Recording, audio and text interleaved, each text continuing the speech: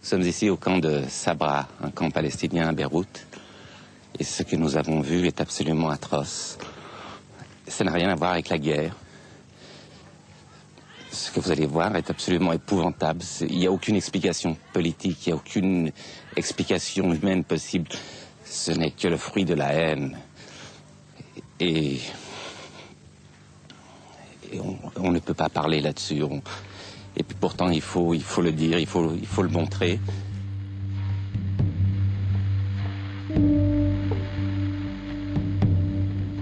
Beyrouth occupée par Israël. Bachir Gemayel assassiné. C'était l'année de tous les bouleversements. Il y a eu une volonté de nettoyer le Liban jusqu'au cœur de la capitale. היו להם אמירות בסגנון של להיכנס למחנות, נשטח אותם, נהפוך את סברה ושתילה למגרשי גולף.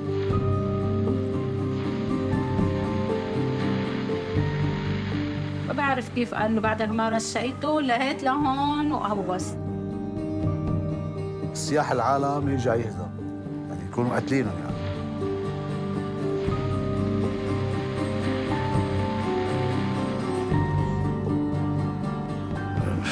Oui, c'était Goya, c'était Dante, c'était l'horreur, l'horreur.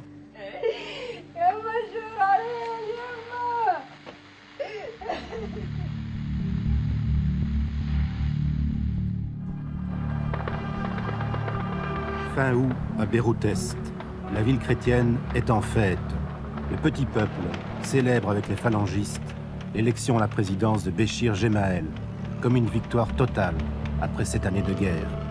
Ils ignorent que le 14 septembre, leur idole Cheikh Béchir tombera assassiné par une main inconnue. Je l'avais rencontré quelques jours après son élection et je dois dire, il m'avait donné l'impression de quelqu'un d'extrêmement impressionnant par sa détermination, son amour du Liban, mais par rapport à son frère Amin, par rapport à son père, c'était un combattant qui allait effectivement se révéler implacable. Bachir Gemayel s'est très vite imposé au début de la guerre comme le chef des milices chrétiennes. Il avait énormément de charisme, il était adulé par ses partisans. C'était un jeune homme pressé, ambitieux, mais qui ne reculait pas devant la violence. Je peux dire que c'est un pays qui sera absolument démocratique, tout d'abord. C'est un pays qui devra recouvrir toute sa souveraineté et toute son indépendance sur toute la superficie et sur tout le territoire libanais constitutionnellement reconnu et internationalement reconnu. Nous voulons notre souveraineté et que personne plus ne s'occupe de nos affaires intérieures. On est assez grand pour le faire tout seul. Vous pensez que les Syriens partiront? Tout le monde partira.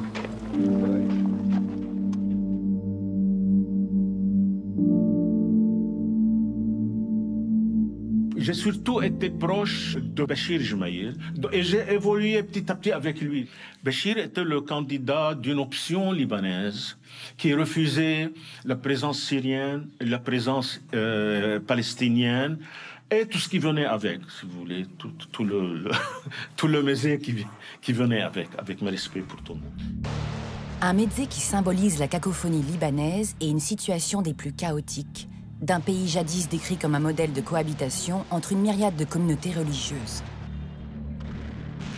Désormais occupé au nord par la Syrie, au sud par Israël, le Liban est en proie à la guerre civile depuis avril 1975. Dans Beyrouth coupée en deux, les milices chrétiennes phalangistes, maronites, druzes, sunnites, chiites, pro-syriennes, palestiniennes, s'affrontent et embrasent la capitale. Dans ce contexte, l'élection de Bachir Gemayel incarne un espoir pour les uns, la crainte pour les autres.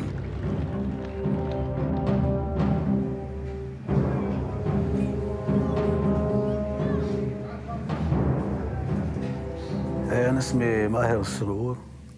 أنا فلسطيني من منطقة الجيل الأعلى بشمال فلسطين وضيعة تسمى الناعمة قضاء صفد. فوقت تهجروا 48 طبعا احنا خلقنا بلبنان يعني من 70 اجينا على مخيم شتيلة استقرنا فيه يعني. وقت قبل بوادر اغتيال بشير جميل كنا نشوف ناس وجوه رابعة والقريب ببين يعني ضمن المنطقة بين وهذا مش من المنطقة. فيش تحركات يعني مش مضبوطة ويوميا كان هجز العالم السهرات والقعدات كلام عم ينحكى على منه كلام عسكري ولا كلام شيء إرهابي كان. لوقت اغتيالوا بشير جميل اغتيال بشير جميل هون بلش الرعب عند كل العالم. المخيم بصبرا بشتيلة عند كل العالم بلش الرعب هون. شو المصير؟ شو مصير العالم؟ انه شو المصير؟ مع انه معروف.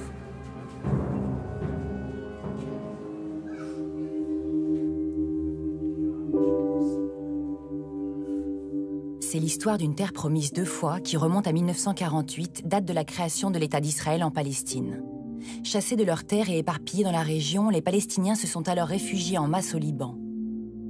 En 1964 naît l'OLP, l'Organisation de la Libération de la Palestine. Dès lors, les différends entre Palestiniens et Israéliens déstabiliseront toute la région. Entre le 21 et le 31 août, les Fedaïn, les combattants palestiniens de l'OLP, quittent Beyrouth après 7 années de guerre civile. Ce départ fait suite à un accord signé entre les différents belligérants du conflit, sous l'égide de l'émissaire américain Philippe Habib. L'accord Habib stipule que les combattants palestiniens doivent embarquer pour la Tunisie ou rejoindre par voie terrestre la Syrie, tandis que leurs familles et les civils palestiniens restent dans les camps de réfugiés où ils sont censés être sous la protection internationale. Mais la force multinationale, sous commandement américain, ne se donnera pas les moyens de faire appliquer tous les points d'un accord qu'Israël et ses alliés ne respecteront pas.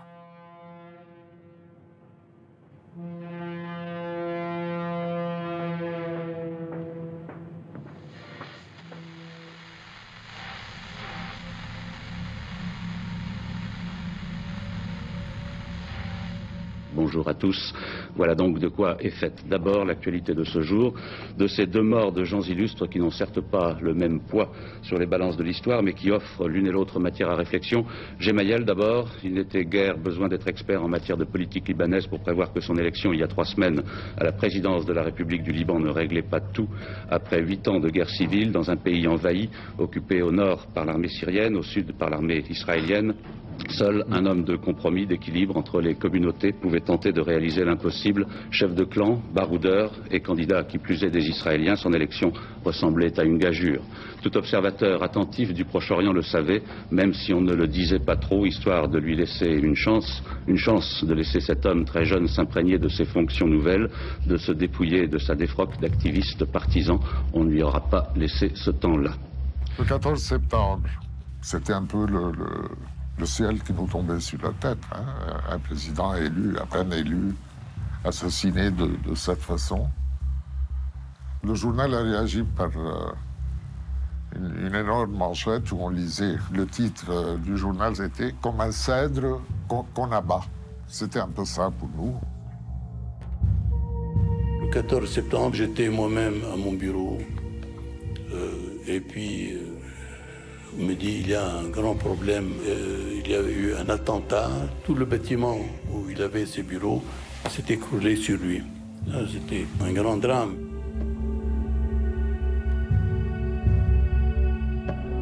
Ce boom, on l'a entendu dans toute la ville, l'explosion. Ouais. Il y a eu les heures et des heures où les rumeurs les plus folles ont circulé. Non, il n'est pas mort. Non, il est seulement blessé. Non, il n'est même pas... Il est intact. Jusqu'au moment où on l'a identifié sous les décombres. C'était un coup de massue.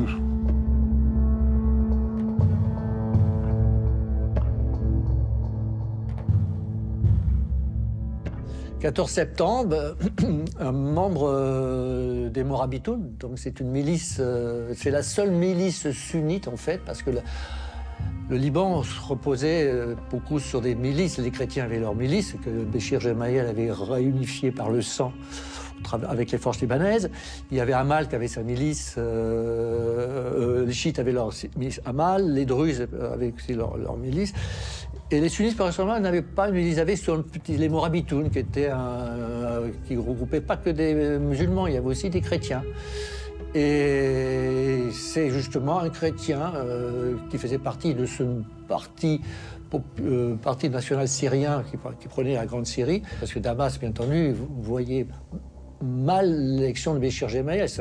Eux, ils savaient que Béchir Gemayel, ils le voyaient depuis 1981, était quand même l'homme des Israéliens. Donc il fallait à tout prix en finir avec Béchir Gemayel. Dans les 17 jours, ou plutôt la période qui a séparé le 23 août, le jour de son élection, au 14 septembre, le jour de son assassinat, il s'est présenté en président souhaitant réunir le plus grand nombre possible de Libanais pour édifier un État, pour la première fois, un État solide, impartial. Et ce discours a pu séduire une grande partie de la jeunesse libanaise. Et son assassinat a donc constitué un véritable choc et un tournant dans l'histoire libanaise.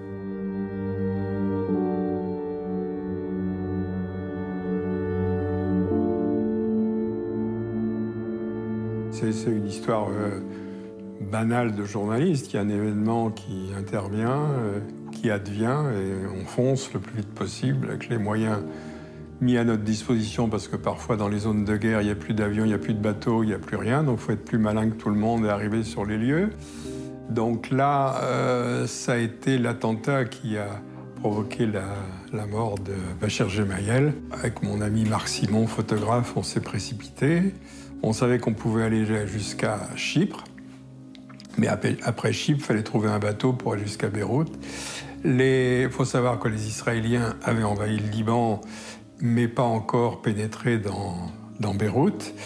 Et on savait qu'on allait tomber dans une situation compliquée, quoi, entre les Israéliens, les phalangistes qui étaient foudrages qu'on ait tué leur leader. En mer, on a eu une grosse désillusion. On a appris la mort de Grace Kelly dans une voiture. Donc pour nous, c'était pas la meurtrissure de la disparition de Grace Kelly, mais c'était la concurrence médiatique. C'est-à-dire à partir du moment où Grace Kelly est morte, on sait que dans les journaux, il y aura assez peu de place pour nos petites histoires de politique internationale. Et bon, on s'est dit, ça ne change rien, on fait notre boulot, on y va, et puis c'est comme ça. Mais ça a été un petit coup au moral, quoi. On s'est dit, bon, on a une forte concurrence.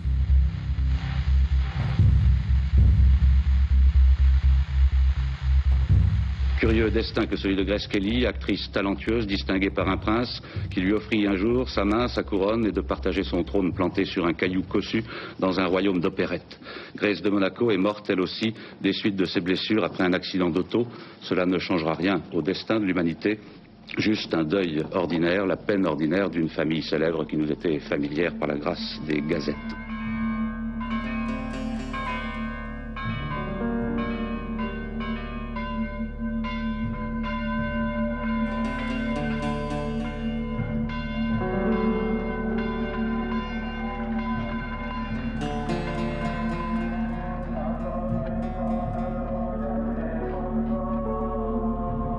Le 15, le lendemain de l'assassinat de feu Cheikh Béchir, on ne savait pas encore qui c'était. Il fallait un peu prendre un peu de recul. Au moins, je parle comme service de renseignement. En 1982, j'étais le second de ce service de sécurité et de renseignement. Même plus tard, lorsqu'on avait mis la main sur la personne qui avait commis le meurtre, etc., on avait gardé ces renseignements à huis clos, si vous voulez. Donc, au sein de notre service de renseignement, c'était déjà très cloisonné. Et même au niveau du commandement, c'était très cloisonné, et même au niveau de la famille Gemayel, c'était très cloisonné. Donc, rien ne me pousse à dire que, au niveau du terrain, les gens et nos militaires savaient que ce n'étaient pas les Palestiniens.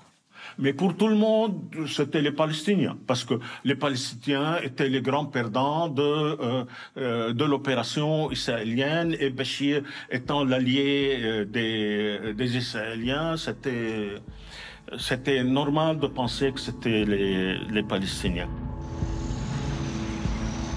Depuis le 6 juin 1982, les Israéliens occupent le sud Liban. Aujourd'hui, suite à l'assassinat du président libanais Bachir Gemayel, les troupes israéliennes font route vers Beyrouth-Ouest afin d'occuper toute la capitale libanaise. Une décision qui revient au ministre de la Défense israélien, Ariel Sharon. C'était un forcing de la part de Sharon d'arriver jusqu'à Beyrouth, considérant qu'il avait les mains libres, qu'il avait les possibilités sans trop de dégâts d'arriver à Beyrouth.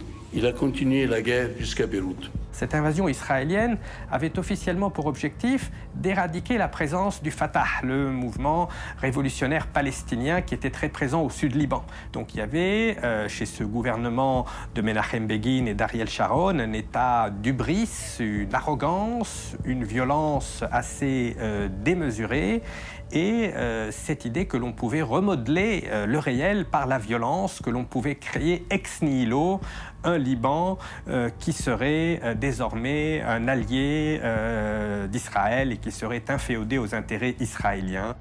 Mais quand Bachir a été tué, les Israéliens, le 15, viennent nous dire que maintenant les choses ont changé. Et puis ils disent que, écoutez, on n'est pas sûr que le nouveau président aura la même politique que Cheikh Bachir et votre politique. Donc, il devient impérial et nécessaire d'envoyer vos soldats dans les camps pour faire la police. Les Israéliens insistent. Écoutez, c'est votre part de l'opération. Vous n'avez rien fait jusqu'à présent. Vous avez promis, etc., tout ça. C'est le moment de prouver que vous êtes nos alliés, etc., et d'y aller. OVK, qui était là-bas, promet, il leur dit, écoutez, je peux ramasser des soldats qui sont un peu partout dans les zones chrétiennes, qui n'appartiennent pas nécessairement aux unités des forces libanaises, aux baraques des forces libanaises, pour faire ce travail.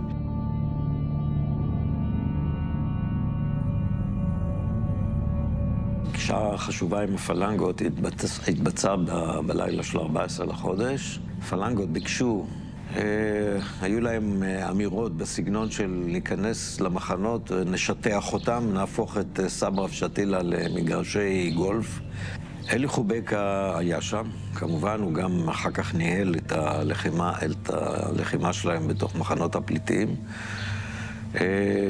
ג'אג'ה וכפתרי לדעתי לא היו שם, אני לא זוכר שראיתי. Alors quand Bachir est décédé, l'armée israélienne et le Mossad ont profité de leur relation avec certains éléments des forces libanaises, pas avec les forces libanaises comme entité, avec certains éléments des forces libanaises qui étaient proches du Mossad, formés par le Mossad et qui avaient fait des entraînements en Israël. Ils les avaient embrigadés, comme quoi il faut se venger, il faut venger Béchir, ça c'est insupportable, etc. Vous savez comment monte toute une orchestration. Et ils ont amené quelques éléments de l'armée du Liban Sud sous leur obédience. Ils les ont amenés du Sud. Et c'était ces éléments des forces libanaises recrutés par le Mossad et les éléments de l'armée du Liban Sud qui ont accompagné l'armée israélienne et qui ont été impliqués dans les massacres de Sabra et Shatila. En plus, il y avait un certain nombre de slogans qui évidemment, les phalangistes colportaient, du style Ariel Sharon. Ariel, c'était un jeu de mots sur la lessive Ariel. Ariel va rendre le Liban plus blanc. Et on sentait que quelque chose était imminent.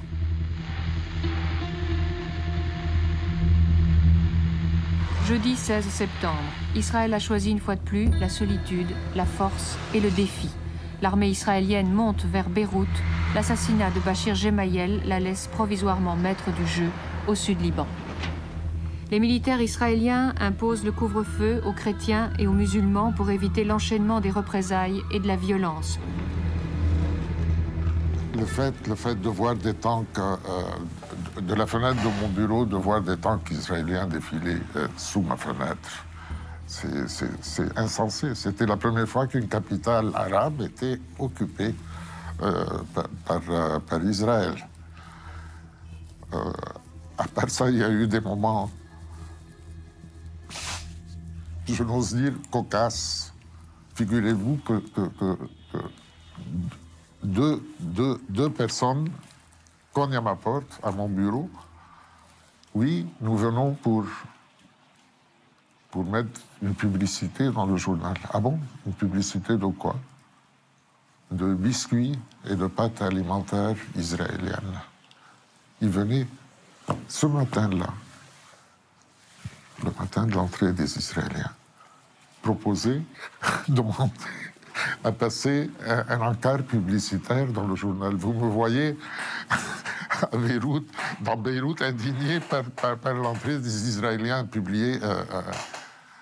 Évidemment, on leur a montré la porte. Cette entrée des troupes israéliennes à Beyrouth, ça a été un traumatisme pour tout le monde arabe. Et 1982, c'est l'année où il y a eu une volonté, effectivement, de nettoyer le Liban jusqu'au cœur de la capitale. Quand on est arrivé sur le port de Beyrouth, la situation était tellement mauvaise, c'est que les Israéliens avaient commencé à entrer dans la ville. Donc le sort de Bachir Gemayel qui était réglé et le sort de son frère qui allait devenir président, on s'en moquait un peu. Le problème, c'était l'entrée des Israéliens dans Beyrouth. Et là, on était dans une ville en guerre et c'était assez violent. Et comment faire quand on est au-delà des lignes militaires, quoi, pour aller au cœur? Parce que nous, notre objectif, c'était pas de rester derrière avec les soldats israéliens, ça n'a aucun intérêt, c'était d'être de l'autre côté. Et puis là, bon, on a trouvé un taxi assez culotté, enfin un taxi, on ne sait pas, enfin un type en voiture, qui nous a conduit jusqu'à une zone de frottement entre l'armée israélienne et puis la défense, qui était une défense de quartier, de milice, de gamins, c'était pas une armée constituée. Le gouvernement de Menahem Begin a décidé dans son implacable logique de terminer ce qu'il a commencé, l'expulsion de toute poche de résistance dans Beyrouth Ouest. To control all Beirut. To take out the dirt from Beirut once and for all and to get back to our border and live peacefully and quiet. Sharon avait, dès le départ, envisagé l'arrivée à Beyrouth. Arriver à Beyrouth pour liquider totalement ce qui restait des contingents palestiniens sur place, qui étaient concentrés dans leur camp réfugié de Sabra et Shatila. Avant le début de l'invasion, il y avait des discussions très serrées avec Bachir, d'impliquer les forces libanaises avec l'armée israélienne, dans la guerre de l'armée israélienne, notamment pour s'acquitter de certaines tâches. Sharon tenait absolument à ce que les forces libanaises devraient s'occuper, se charger du nettoyage à Sabra et Shatila. C'était un objectif parmi les objectifs premiers de Sharon, d'éliminer ce groupe de résistance palestinien installé au Liban.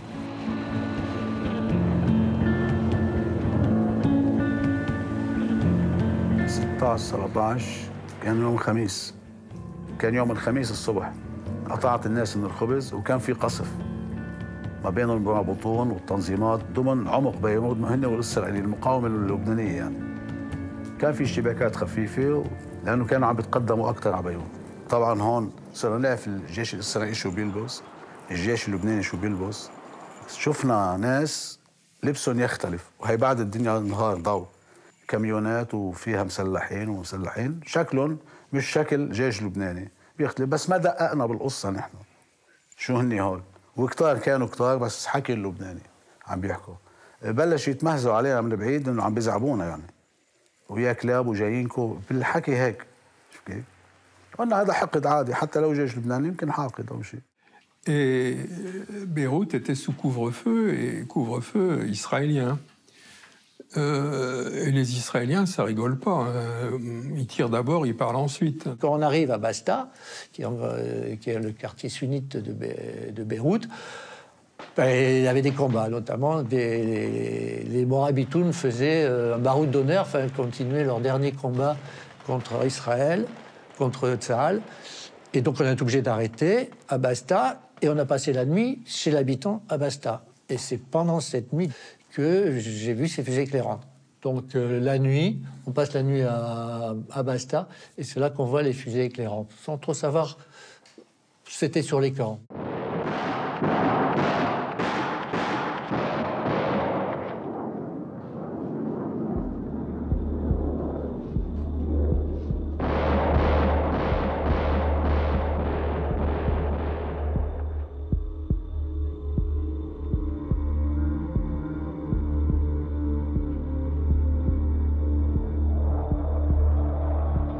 كان هون الدنيا معتمة، كان في القنابل المضيئة شغالة، وكنا نسمع إطلاق نار بالزوايب، كنا نسمع إطلاق نار يعني ساعة خفيف ساعة، وكنا نسمع صوت السياح عالم. هون يمكن الأولاد عم تلعب ببيوتها.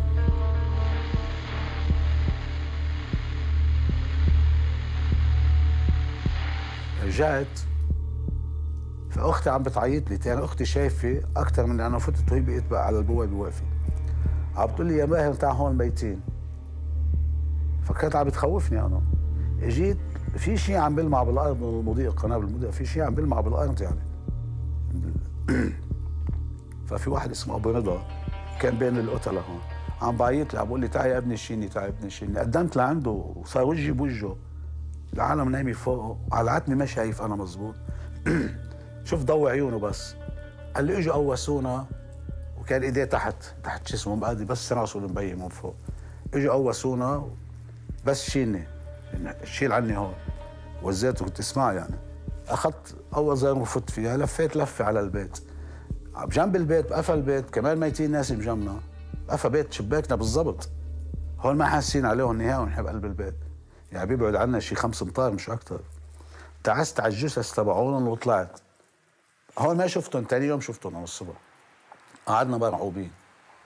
هون بلشنا نعيش الحالة، عايش انه حالة الخوف. أنا ما معي خبر شو عم بيحصل ومين قوسه ما بعرف، بس أبوي عارف القصة كلها، صار فاهمها. إنه في إعدامات، في يعني شيء شبه مصدر يعني كان. عم بيروح وبيجي بالكردون البيت رايح جاي والقنابل المضيئة جاي وعم بيدخن مرعوب. وجه الصبح أنا تعبت وبقيت قاعد محلي، بس أبوي ما نام. تيجي جارتنا اسمها ليلى بدها تطلع على سطح البيت وتطلع بيتها إذا مخلوع ولا لا. طلعت لفوق شافوهم كانوا مغرقين هوني. قالوا أنتوا اجيتوا ولا الهواء رماكم؟ فاتوا طوقوا البيت كيف لمح البصر.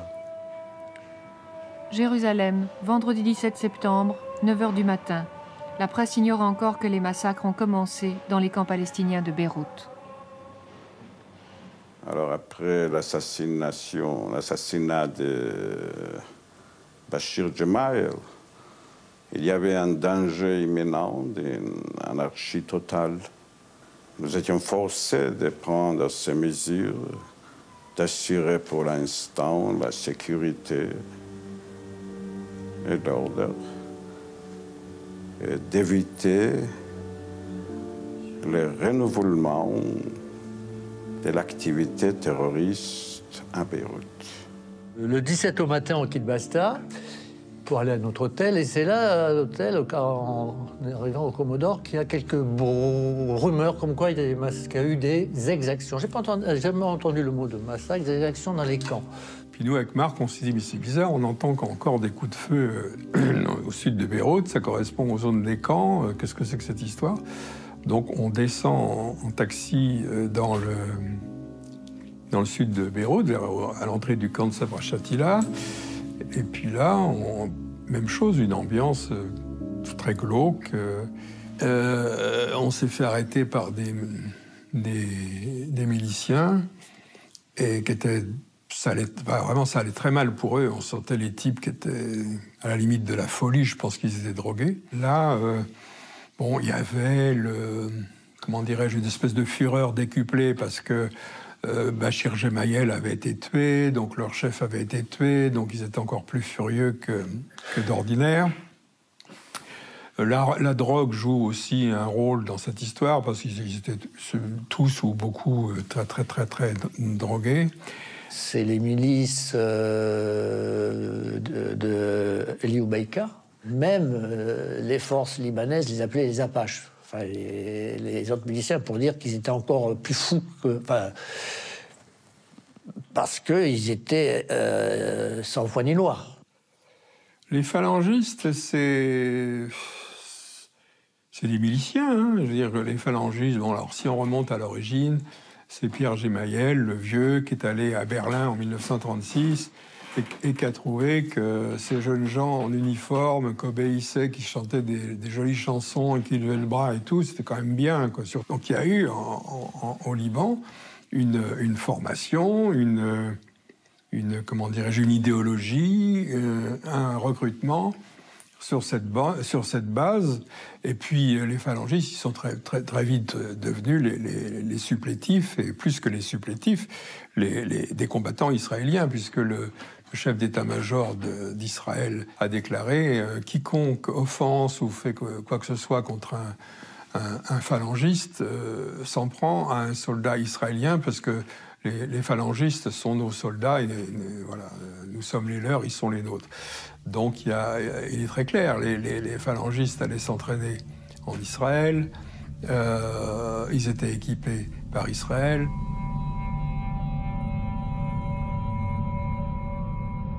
עכשיו, לגבי העניין של הקשר שלנו עם הפלנגות. הקשר הזה בעצם לא מתחיל ב-14 או ב-15 לספטמבר. הוא התחיל שנים ארוכות לפני כן, והפלנגות ליוו בעיקר אותנו ככוח ראשון שנכנס לביירות במלחמה, מיד אחרי השבוע הראשון שלה, לכל אורך הדרך.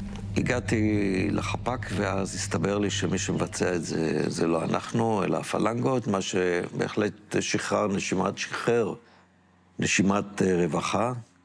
Il n'a jamais été question de massacre ou de tuer. Il a toujours été question de s'assurer qu'il n'y avait plus d'éléments armés dans le camp. Et s'il y avait des éléments armés, il fallait ou bien les arrêter ou bien en finir, les tuer, quoi. Et aussi, c'était ma partie à moi, de collecter les renseignements qu'on pouvait trouver dans le camp.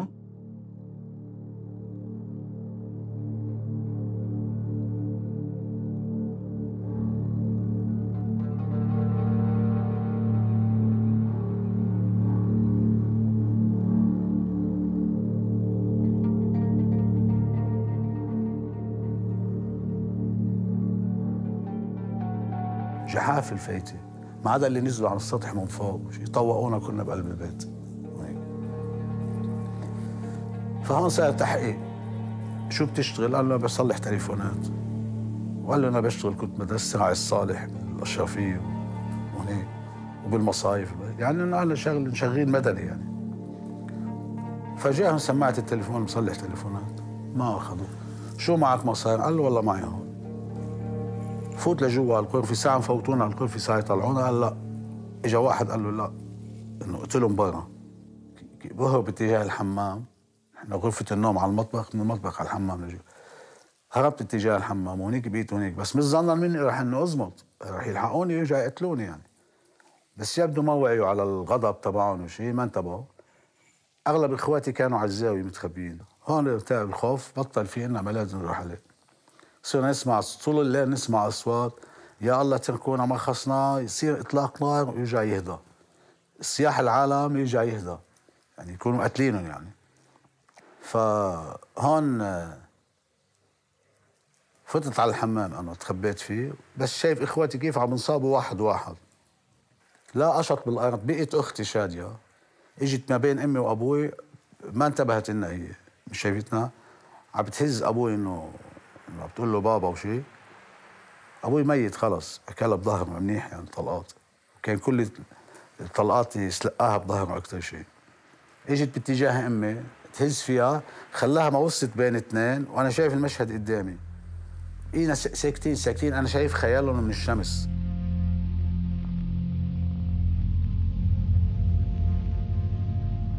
طلعنا هون، كانت هون المصيبه. هون شفنا بالظهر بقفل البيت سعيد العايدي اللي كنت انا داعس على جثثهم، وكذا جثه كانوا موجودين يعني، من بيناتهم هو وفي جارنا كان بجنبه، هاي كان يرعى معزه وشيء، كان طابب على وجهه هون. في كم جثه كانوا موجودين، بس اللي حفظت وجهه اللي كانوا موجودين هناك سعيد العايدي. طبعا ما دققت بوجوه كثير. طلع لوجو القوات اللبنانيه، الكتائب اللبنانيه، الاحرار. Ces massacres, enfin, ça a été conduit par les forces libanaises, notamment, enfin, dirigées par Eli Obeika, qui était le responsable des services de renseignement des forces libanaises, qui lui-même devait être animé, enfin, oui, d'un désir de vengeance. Disons, la mort de Béchir, ça a été l'étincelle, mais tout ça couvait. Il y aurait eu de toute façon des règlements de compte. Obeika, on l'appelait dès 76, je pense, HK, qui est un fusil militaire. Il avait un charisme extraordinaire, mais lui c'était plutôt le front, si vous voulez. C'était le militaire, c'était le contact avec le militaire, le politique, etc. Moi, c'était plutôt le renseignement. Et ceux qui sont rentrés ce jour-là, c'était des unités un peu rock, si vous voulez. Le terme n'existe pas en français, j'imagine, mais on comprend un peu ce que le mot veut dire. Des éléments qui étaient un peu hors du système, qui vivaient hors du système, qui avaient rendu beaucoup de services pendant la guerre, etc. J'en connais quelques-uns qui étaient des héros même, etc. Mais voilà, donc eux étaient disponibles. Ils ont été acheminés jusqu'à là-bas pour faire ce travail. אינני יודע אם אלי חובקה נתן הנחיה לנקות את המחנות. הדבר היחידי שאני יודע זה שהוא נתן את הפקודה, או יותר נכון, דיווח או מסר לאנשים שלו בשטח את המסר שאלוהים מרחם על מי שנמצא בידיהם, כשהפרשנות של העניין היא ברורה על הכל. בעצם תקשורת הרדיו של הפלנגות בוצעה ברשת אחת, תדר 35-00, וזה תדר שאני הזנתי לו, וכמו שסיפרתי כבר, זה התדר שממנו קיבלתי באמצעות הנהג שלי, שהיה האיש הסיגינט, את אותו דיווח מפורסם על כך שהפלנגות בעצם מתירים את דמם של הנשים והילדים שהם לחדו בתוך המחנות.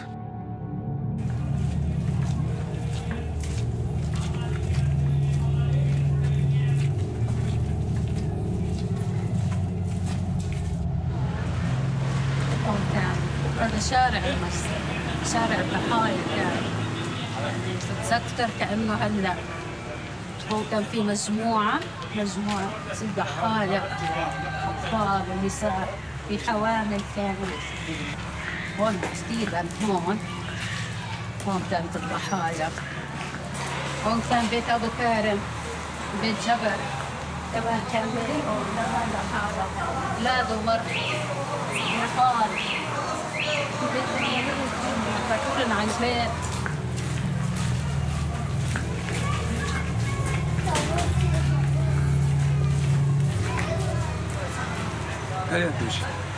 من هون دخلوا أو لا، من هون طلعوا، بعرف بس من هون حكمني. أبوي معور إيده وزلمة كبير ونحن أطفال يعني، طلعت جارتنا وأخوي نضال طلعوا على الصوت عند جيراننا، فكرنا حدا عم بسرق. قالوا بعدكم هون، نزلوا نحن كلنا على الصوت قمنا. أبوي وقفنا هون، فتح لنا الباب على أساس إسرائيلي، فتغيرت اللهجة هون، الصوت حدا لبناني. فتح لهم الباب، فاتوا لجوا لهم. فأنا خفت، كلنا قمنا، تخبيت أنا بأبوي هيك، قال لي يابا تخافيش بدي يسألونا كم سؤال ويروح. فحققوا مع أبوي أنت مع المقاتلين، قال له لا والله أنا معور إيدي حتى ما فيني أكبس على زناد البارودي، ما فيني أوبس. صار يسب لي، قال خلص صفون على الحيل، يطلعونا ويرجعوا يفوتونا، آخر شيء صفونا على الحيل.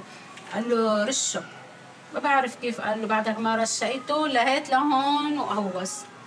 كنت أنا حامل أختي شادية عمرها 1 سنة وشهرين، يا عالم 1 سنة وشهرين، كنت حاملة لا بارودي ولا حامل شيء. فكنا ماتت، بدها تروح عند أمها. قصت من إيدي مشان ما تتوجع، نزلت معها مشان ما تتوجع، فلتت من إيدي ما قدرت تبدأ. صرت أقول ماما ماما مرتين، ثالث مرة هوسة مع الصوت. عملنا حالنا ميتين، خلص حسيت إنه هني راحوا. قمت خلص شو بدي يصير بعد؟ قمت صرت أشوف إخواتي، بحس على حركة، بعمل حالي ميتة. قال لي ما برخيتن هذا أنا، وبتبكي. لما نزلت أختي عن إيد وما قدرت أحميها، طب أختي يا حبيبتي ما قادرة أحميها لهاي اللي بوجعني لحد هلا. طب كنت أحميها أموت أنا وياها، لسه ضل.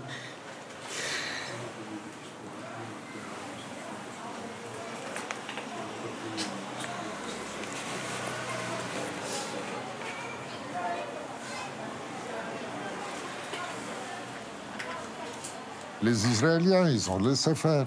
Ils auraient pu très bien empêcher les miliciens de pénétrer dans le camp,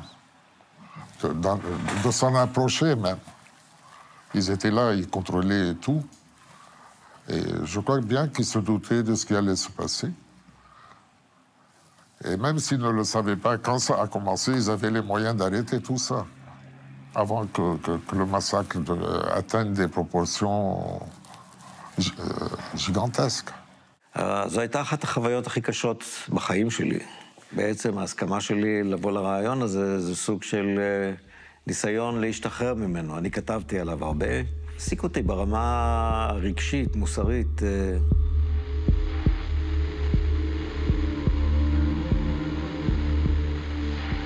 Et donc, le lendemain matin, 18, on va dans les camps avec beaucoup de journalistes. C'est la colonne de journalistes qui va dans les camps.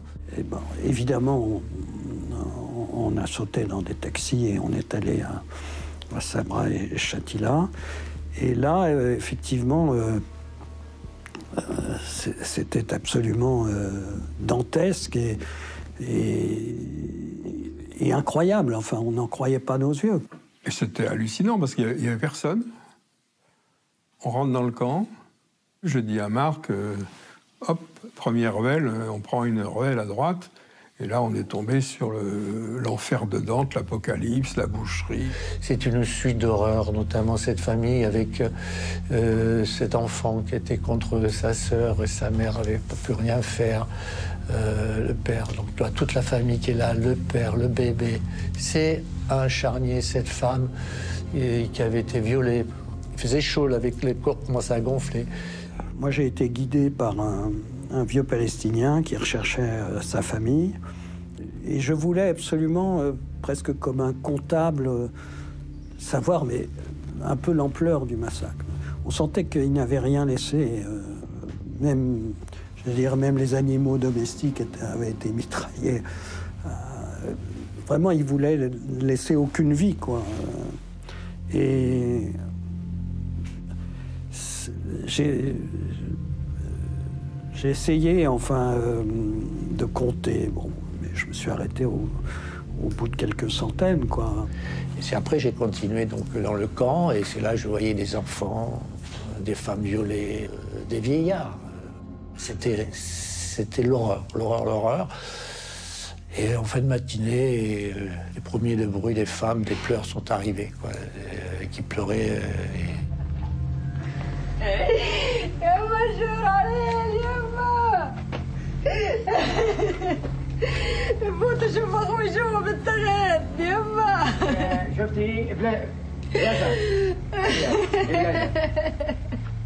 À chaque fois qu'on poussait une porte, il y avait des gens massacrés dans les maisons, des gosses massacrés dans le berceau. Enfin, c'était quelque chose de... oui, c'était Goya, c'était Dante, c'était...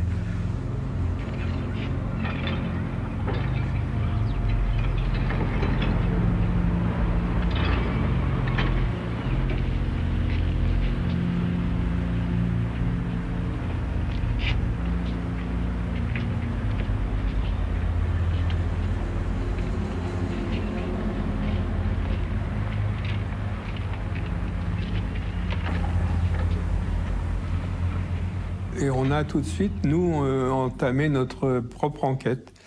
On a remarqué qu'il y avait sur les murs au pochoir des cèdres stylisés et avec des flèches et military police qui indiquaient un cheminement. Et ce cheminement, on l'a suivi à l'envers, il partait de l'Est, autrement dit de la zone phalangiste, passait derrière l'aéroport. Visiblement, il y avait des troupes qui avaient passé la nuit dans des hangars, mais des hangars, même pas des hangars d'avions, des hangars de marchandises, des choses comme ça, et qui étaient repartis de l'autre côté vers la mer pour entrer dans les camps, parce que les phalangistes n'étaient jamais venus à Beyrouth-Ouest, ils ignoraient même le chemin. Et en remontant, on arrive à cet air-plat qui donne sur l'aéroport de Khaldé. Et en suivant les flèches, on arrive au PC israélien, qui est un immeuble de 6 étages avec une terrasse au 7e étage, qui était toujours gardé par un char israélien. Donc c'est ça notre enquête. L'autre élément, c'est qu'on a découvert dans l'ex-quartier général des Israéliens des plans détaillés de l'invasion du camp de Sabra Shatila, alors qu'il avait entendu que les Israéliens ne rentreraient jamais dans ce camp. Néanmoins, il y avait sur le mur, il y avait des dessins, des flèches avec les différentes unités militaires, etc. C'était clairement un plan de comment dirais-je, on va pas appeler ça une invasion, mais d'assaut. Voilà. Ça nous a là aussi suffoqué, quoi. Et après, la topographie, on est monté dans l'ancien immeuble de l'ONU, il faisait 6 ou 7 étages, et puis la terrasse, on voyait absolument la globalité des camps de Sabra Shatila. Autrement dit, les Israéliens ont vu ce qui se passait minute par minute.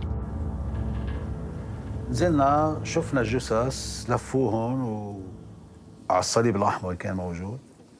بقيت أختي والمرأة ليلى اللي كانت موجودة. فهون عم فتش على أختي بفستان أحمر. كيف؟ وعلى الحجم لأنه الوجه ما مبين، أو على وحدة إنه راسها إنه طاير نصه. صف جثث أطفال موجود. ما قدرت أحصي إنه أي وحدة بتكون بيناتهم. J'ai eu l'occasion de bavarder avec un des miliciens qui avait participé à la chose, qui avait tué, qui avait massacré. Il était drogué à mort au moment du crime. Il n'était sans doute pas le seul. Ça s'est vu dans toutes les milices, en tout cas. Hein. Mais il me l'a confessé. Mais c'est quand je me suis réveillé que ça a été très dur et très difficile. Très, très dur. Le réveil est très difficile. Heureusement qu'on se réveille, si vous voulez. Mais c'était la bataille des batailles. Même plus dur que toute la guerre. Je me demande qu'est-ce qui est plus difficile, avouer au bon Dieu ses fautes ou avouer à soi-même ses fautes. Et pire, avouer aux autres ses fautes. L'historiographie, en général, présente cela comme une conséquence de l'assassinat de Bachir Gemayel que des partisans particulièrement en colère voulaient venger sa mort. On a eu toute une littérature extrémiste en provenance de l'extrême droite libanaise et en provenance d'Israël qui présentait les Palestiniens comme des parasites, qu'il fallait, l'expression d'ailleurs utilisée, c'était il fallait nettoyer ces camps. Ce sont des mots qui précèdent les tueries. Et là, vous avez entre 800 et 3000 victimes selon les sources. Donc on est dans un massacre à grande échelle. Lorsque le président du Conseil des ministres israélien, Menachem Begin, était critiqué par les médias internationaux sur ce qui s'est passé à Sabra et Shatila, il avait une formule terrible. Il a dit « Goyim killing Goyim and they blame the Jews ». Ce sont des goïs qui tuent des goïs, donc ce sont grosso modo des Arabes qui sont en train de tuer d'autres Arabes. Pourquoi vous nous blâmez à nous, Israéliens? J'ai beaucoup de regrets, pas seulement pour cette période, mais pour toute la période de la guerre. J'ai mélangé mon patriotisme libanais à mon identité de chrétien et à ma chrétienté aussi. شفت هو حكي أنا حكيته أعطيته أسماء عرفهم أعطيته أسماء هول الأشخاص عرفهم قال لي إيه بعرفهم. J'ai essayé pendant cette guerre, j'ai essayé de ne pas tuer de civils. Mais j'ai donné quand même l'ordre et j'ai tué moi-même. Et j'avais la conscience tranquille. فهو أكد على كلامي أسعد. هون بس خلص إنه هذا قاتل ولكن اعتذر. يعني هول اللي إجا ركع على عندي بده يبوس لي إجر. إنه اعتذار كونه هو فايت بتوبة الموضوع. طب هذا بدك تحترمه.